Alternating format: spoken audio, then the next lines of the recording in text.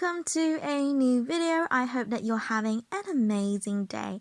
And in this video, I'm going to be giving you tips on how to draw a house. So, tip number 1 is to start in one area and slowly build up. This also helps you to be mindful of where the ink is still wet. Don't think of the house all in one go. Just start in one area and build up. This way you're less likely to smudge your ink. So for me, because I'm right-handed, I start on the bottom left corner and slowly work my way around. So tip number 2 is not to overthink it. Simplify and simplify. The house is essentially made up of a lot of lines connected together. Once you see it as vertical lines and horizontal lines, you'll think of it less as a window, a door, a house, all a roof connected all together. Think of them as lines first and slowly build up. So, to get the proportions right, or more or less close to what you need it to be, think about how far each line should be from another. So for example, if it's a border of a window, the two lines are going to be closer together than, for example, the width of the door. So you can use the lines that you have started with to measure how far each line should be from each other, slowly working your way in one section. You can do a pencil sketch if you feel like you are a little bit unsure of how far things should be from each other. So you want to start with the outline first. This is made up of a bunch of lines. So, tips on how to do straight lines, more or less. So, you want to make sure that you have some support, that you are leaning on something so that you have as much of a stable hand or grasp of your pen as possible. So, to do this, I normally rest my arm and my wrist on the page and have it at a fixed position. Then I use the edge of my page as a guiding line for vertical lines, and then you can use the bottom edge of your sketchbook as a guiding line for horizontal lines to make sure that your house is upright and not slanting too much to the left or the right. Remember, we're not aiming for perfect lines, we just want them more or less straight. A little crookedness always brings out a little character to your house and makes it more interesting to look at. So, you want to divide the house into sections. So, I started with the door porch area, and in using the door, I saw where the bottom of the front windows were, and from there I can draw in the borders. Draw a line in the middle for the front windows, then I halved it again to divide the windows into quarters.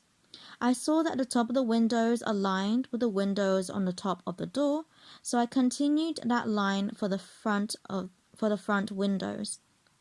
Breaking up the house into sections before moving on to another helps you to map where everything should go in proportion to another section.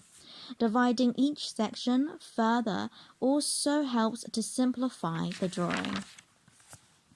Another example is the roof. I observe at which point the edge of the roof stops. In this case, it is halfway across the first window on top of the door. Then the angle. Well, I think about how tall the roof is. If it is taller, then the angle of the roof will be steeper. Once I decide at what angle I want it, then I can work on the top part of the house. Before I go on to the next tip, don't forget to like and subscribe. I'd love for you to be my painting and drawing buddy. I upload every Saturday beginner tutorials such as watercolor landscapes, fruit and veg, practicing portrait drawing, pen drawing videos, and a lot. So, let's get back to the video. You don't have to include absolutely everything you see. You can add things or simplify things that you don't really want to draw. For example, the drain pipe on the far right is actually meant to be more to the left, and so there is a gap between the downstairs front windows and the pipe. So, to fill the gap, I added a nice flower basket. Another example is the stairs. This house had some quite awkward looking stairs, so instead, I simplified it to have your ordinary looking steps. The chimney was actually meant to be on the far right, but because I ran out of space, I simply moved it to the left. So these are a few examples of how you can adjust your drawing to suit you. If you haven't got the proportions exactly right, that's okay. Simply think of a way of disguising it like I have. Now, shading. This can make or break your drawing, so slowly build up. Don't overwork it. Use lines to shade rather than simply coloring it in. If you need to make it darker, then you can add another layer of lines. This can be lines going in the same direction or in a slightly different angle to cover more surface area of your page, otherwise known as cross-hatching. For this particular house, the light is gently coming from behind the house, from the left. So I drew the shadows in the direction the sun would be coming from. Make suggestions rather than drawing every little detail. So with this, I don't draw every single brick. Instead, on the edge of my house, I drew in the bricks and underneath the flower basket. If you draw bricks everywhere, it will make the drawing hard to read in this instance, but also it's more interesting if you don't spell out everything in your drawing. The hedge, I'm not drawing in the leaves and the branches, but instead I'm suggesting its bushy texture, from the jagged top and the dots. Shading with pen is probably the hardest thing for me, but sometimes you just have to go for it to see what you like and what you don't. You can use a thinner pen to get used to shading, as thinner lines will be easier to disguise or cover up if you change your mind. All these steps can also be applied with pencil if you prefer.